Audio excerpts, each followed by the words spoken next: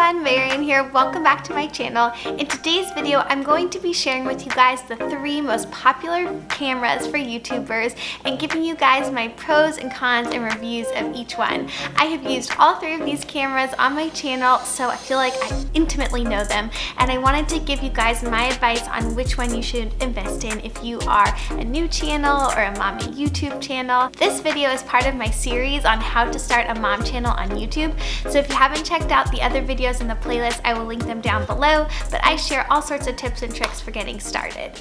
Okay, so let's launch into the video. I wanted to talk to you guys about the Sony A5100, the Canon G7X, and the camera I'm filming on right now, which is the Canon M50. So I wanted to make this video because although there are tons of camera reviews online, most of them are made by people who either professional photographers who have a ton of knowledge and skill for how to use these cameras.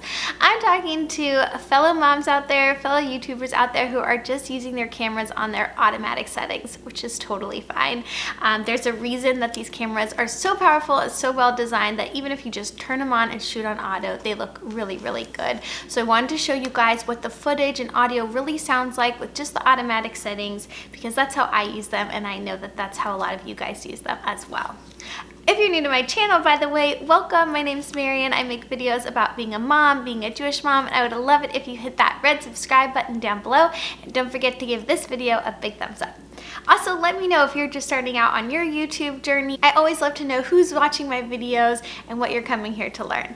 Okay, so let's start with the Sony A5100. This is my workhorse. This is my go-to, love my life camera because I've had it since the beginning of my channel, and I've been filming on it for about 2 years now. I just upgraded to the Canon, and I'll share with you guys why I did that. But I 100% recommend this as the best starter camera for starting a YouTube channel once you've graduated from using your iPhone, which by the way is totally fine. I know so many YouTubers who just still use their iPhone. The iPhone's amazing for shooting video. It's not always the easiest for like importing, exporting, that kind of thing. But yeah, the iPhone's totally amazing. But for a next step up for a camera, I love this one. It's got the flip up screen. What's really cool is it's got an interchangeable lens, so you can actually just pop this off and pop on other lenses on it. So if you wanted to shoot different cool things, long range, etc., you have that flexibility, especially if you like photography. It's also really small and compact, fits in your purse, and one of the things I also love about this camera is the autofocus on it is amazing, which means that when you're vlogging, the camera automatically knows what to focus on, what to blur in the background, and that is hugely helpful. Let's get into the cons of this camera. The first one is there is no external microphone input, which means you just have to use the microphone that's built into the camera, which is fine. The audio is great on it, but there's no option to upgrade it, so that's a real downside.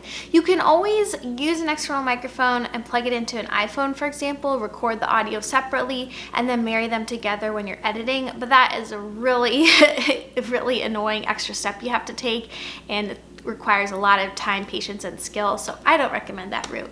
So if you're going to use this camera, you just really have to use the microphone that's on it, and that's okay, but to me that's a con that you can't attach an external mic to it. The other big con I have for this is this flip screen. I guess it's somehow located next to the microphone in the camera, so every time you flip it, it makes this loud like cracking noise, which you have to edit out, and that's really annoying. For me, I'm always flipping the camera, so like I'm filming myself, then I'm filming the food I'm cooking or whatever, and I just have to constantly edit that part out. I found that other cameras, the Canon ones, don't have that much like loud noise when it does that. The other con of this camera is that it doesn't have that signature overexposed look. So you'll see a lot of YouTubers when they film have that really bright background, and it's sort of this overexposed quality to the footage. That's just like this signature look that's popular on YouTube. The Sony doesn't automatically have that. If you know how to use the camera, you can definitely make your footage look like that, but I just put that out there that this quality is more true to life and the footage actually looks like what you're filming. I'm going to insert a shot right now of this exact scene right here filmed on this camera, but if you want to see more, you can look at any one of my videos filmed before December 2019. They were all shot on this camera. This retails for about $450 to $500, so definitely a significant expense, but a worthwhile investment for a first camera for YouTube. Okay, and this is the exact same shot filmed with my Sony A5100. The audio you're hearing is directly from the camera on the microphone, from the microphone on the camera, and everything else is in the automatic setting. As you can see, this camera does really well with autofocus, and the scene looks bright. So yeah, this is the Sony A5100 camera. Okay, the next camera I want to talk to you guys about is the Canon G7X. So this is the most popular camera on YouTube for YouTubers, and it's easy to understand why. It's really small and compact, so if you're a true vlogger and you're taking this everywhere with you, it's totally necessary for it to be this small. The camera quality on this is really nice. It's really good in low light settings especially, and it has that really signature YouTube look of making everything really bright and crisp and clear. My issues with this camera is this is a really expensive camera. It's about $600 or $700. This is the Canon G7X Mark II. They do have the Canon G7X Mark III out, but it has huge issues with the autofocus going on, and it's so bad that people just aren't buying the camera. So the Mark II I was hoping wouldn't have such bad autofocus issues, but I found out unfortunately it does have some. So I'll put in a clip of me filming on this camera, but you can dive deep down into Reddit as to why that is. Apparently some cameras have it, some don't, so maybe you'll be lucky and get one that works a lot better, or maybe you'll have the knowledge and skill to overcome that and you can use manual focus.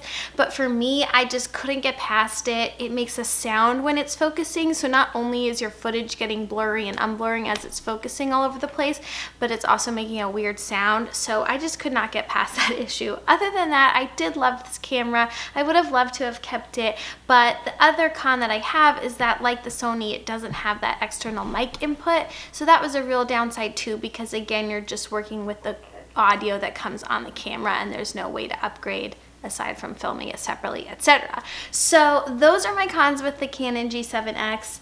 I wanted to love it, but I didn't, and I'm so happy that I went with the M50 instead as my upgrade camera for YouTube. Okay, here I am with the G7X camera. Nothing else has changed. I'm just using an automatic setting, and I set the autofocus to my face. We'll see how it does if I move around a little bit, maybe move out of the screen, and I'm back again. So yeah, this is the quality of the footage set on automatic. This is how the audio sounds from the camera body, and yeah, this is the Canon G7X. Okay, let's talk about the Canon M50. By the way, I am filming on the Canon G7X right now, so I could show you what this camera looks like. So this is the body of the camera with an external mic. I bought this through Amazon with the creator package, it's called. I think it retailed for about $700 or $800, and it included this external microphone by Rode, which is a really good microphone company. This isn't the fanciest microphone on the market by any means, but it's nice. Okay, so the camera, as you can see, is significantly chunkier than the G7X, but it's just a tad heavier than the Sony A5100, and it's still very portable, especially if you popped off the external microphone. The flip screen on this camera goes to the side. That was a little bit of a learning curve for me because I'm so used to looking at the screen above my camera and not really into the lens, which is bad. But with it off to the side, you really have to look into the lens or you're going to be like looking totally off in the wrong direction. So that was new and different for me. So to me, the downside of this camera, aside from it being a little bit bigger, if you are truly a vlogger and you're carrying your camera everywhere with you and holding it with your hand like this, it might be a little bit heavy for you. And the side screen, if you don't like that sort of thing. The only other downside really is the cost, which is why I would recommend the Sony A5100 as a first camera for YouTube versus this. But if your channel's going well and you're looking for an upgrade, I love this. I love the external microphone input. That's a huge upgrade, I think, and the camera quality is amazing. Everything before this scene, as you saw, was shot on this camera. Another great feature of this camera is it also has the interchangeable lens like the Sony one does. So if you want to get more into photography and buy different lenses, you have that option with this camera. So that's it. That is my review of the 3 most popular cameras on YouTube. I hope you guys liked this video and have found it helpful. If you did, don't forget to give this a big thumbs up and subscribe to my channel down below. I'll see you in the next one. Bye!